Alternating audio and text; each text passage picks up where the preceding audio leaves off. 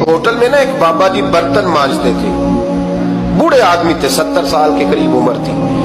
उनका एक बेटा था, एक बहू थी, एक पोता था, लेकिन वो बेचारे बेटा बीमार रहता था तो लिहाजा वो खुद मजदूरी करते थे।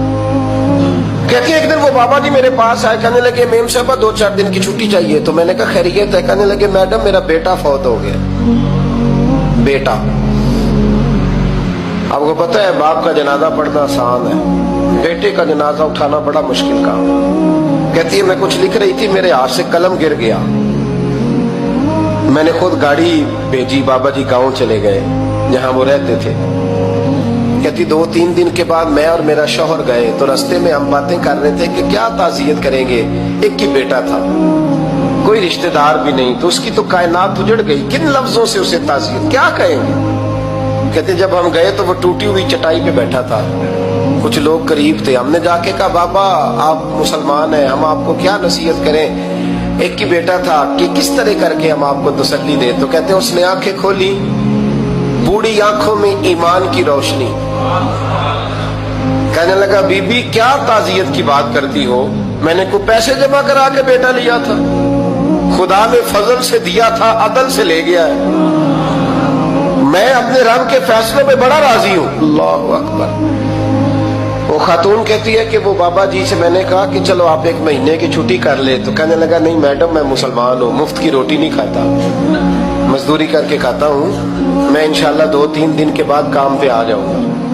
कहती वो चंद दिनों के बाद आ गया, अल्लाह की कुदरत के अभी 2-3 माह गुजरे थे, फिर आया, मैडम छुट्टी चाहिए कुछ दिनों की। मैंने कहा खैरियत है? कहने लगे वो मेरी बहू भी हार्ट अटैक से फौत हो गई।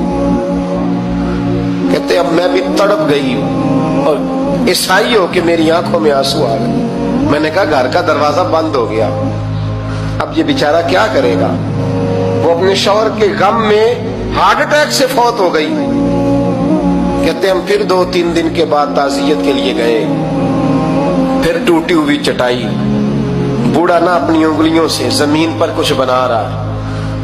कहती करीब गई और मैंने जाके कहा बाबा अब तो तसल्ली आपने खुद ही करनी है, जो निजाम था वो तो हो गया। तो कहते हैं फिर उसने आंखें खोली, आसमान की तरफ देखा तो कहने लगा बेटी कोई परेशानी नहीं, मेरा बेटा बगैर शादी के भी तो फौत हो ही सकता था, बस मेरे मालिक ने जब चाहा जैसे चाह हुआ, मैं इंशाल्लाह 2-4 दिन के बाद काम पे आऊंगा। ये मेरा 3-4-5 साल का पोता है, अभी स्कूल दाखिल हुआ है, मैं साथ ले आऊंगा, वहां मेरे साथ ऊपर क्वार्टर में जहां मैं रहता हूँ ये भी रहेगा।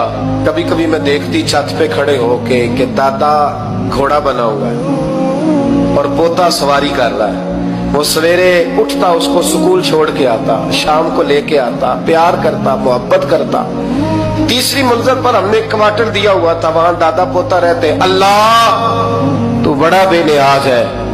कहती है इकबाल एक दिन ना पोता ऊपर वाली मंजिल पे खेल रहा था, उसका पैर फिसला, वो गर्दन के बल जमीन पे गिरा, मुझे खबर हुई तो मैं दौड़ी, एम्बुलेंस मंगाई, खून से लिथड़े हुए उस बच्चे को दादे ने अपनी गोद में रखा। और जब हम अस्पताल की तरफ गए तो हॉस्पिटल बाद में आया, जनाबे इजराइल पहले आ गए और कहते वो गोद में दम तोड़ गया। फिर दादे ने उसे अपने हाथों से गुसल दिया, फिर उसने अपने बूढ़े हाथों से कब्र खोदी और फिर मिट्टी डाल के कहने लगा इन्ना लिल्लाहि व इन्ना इलैहि राजिऊन। जे सोना ही मेरे दुख विच राजी, जे सोना ही मेरे दुख विच राजी।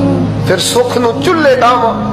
कहते वो मिट्टी डाली उसने और जब वो वापस पलटा तो मैं बाजू से थाम के होटल करीब लाई और मैंने उसके करीब कहा कि बाबा तू टूट गया है, तू बिखर गया है।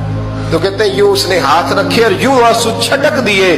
कहने लगा मैडम क्यों क्यों, मेरे अंदर कोई अकीदा नहीं, मैं कोई लवारस हूं, मेरा कोई रब नहीं, मैं क्यों परेशान रहूंगा, मैं तो पका हुआ फल हूं, थोड़े दिन गुजरे के कब्र में जाऊंगा और जब जन्नत में जाऊंगा तो अल्लाह मेरी बेटे से भी मुलाकात कराएगा, मेरे पोते से भी मुलाकात कराएगा, मेरा रब सारी मुलाकातें करा देगा, मैं अपने अल्लाह की रजा में बड़ा राजी हूं। वो खातून कहती है मेरा और मेरे शौहर का कलेजा फटने लगा। मैंने कहा बाबा ये जज्बा कहां से मिलता है, یہ سکون کہاں سے آتا ہے, یہ کیفیت کیسے ملتی ہے؟ مجھے کہنے لگا تو نے لینی ہے. میں نے کہا تو کہنے لگا تو بھی گنبد خضرا والے نبی کا کلمہ پڑھ جا, اللہ تجھے سکون عطا کرے.